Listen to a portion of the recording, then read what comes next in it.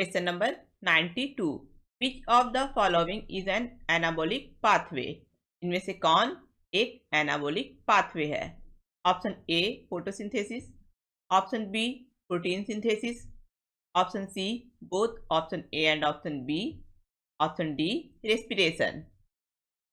Photosynthesis में carbon dioxide और water की हेल्प से और सनलाइट के प्रेजेंस में ग्लूकोज मॉलिक्यूल फॉर्म होता है, और प्रोटीन सिंथेसिस में अमीनो एसिड से प्रोटीन का फॉर्मेशन होता है। यानी फोटोसिंथेसिस और प्रोटीन सिंथेसिस इन दोनों ही प्रोसेस में सिंपल मॉलिक्यूल से कॉम्प्लेक्स मॉलिक्यूल का फॉर्मेशन होता है, और इन दोनों प्रोसेस में एनर्जी की जरूरत होती है। इसलिए आंसर होगा option C, both option A and option B are anabolic pathway. Respiration एक कैटाबॉलिक पाथवे है, क्योंकि रेस्पिरेशन में कॉम्प्लेक्स मॉलिक्यूल जैसे ग्लूकोज का सिंपल मॉलिक्यूल में ब्रेकडाउन होता है और एनर्जी रिलीज होता है। Question number 93। The fastest acting enzyme is option A rubisco, option B lipase, option C carbonic anhydrase, option D peptidase. क्या आंसर है?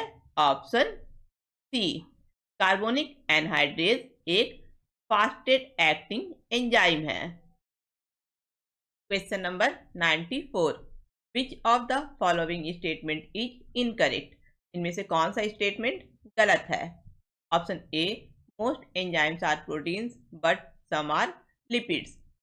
मोस्ट एंजाइम्स प्रोटीन्स होते हैं, लेकिन कोई भी एंजाइम लिपिड नहीं होता है।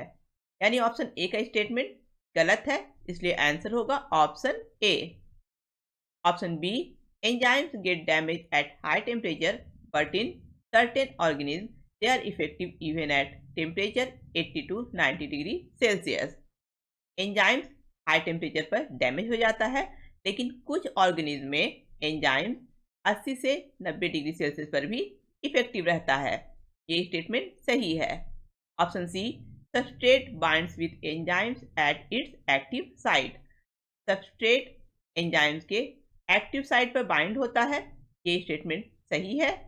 Option D malonate is a competitive inhibitor of succinic dehydrogenase. Malonate succinic dehydrogenase का कॉम्पिटेटिव इनहिबिटर है, ये स्टेटमेंट भी सही है।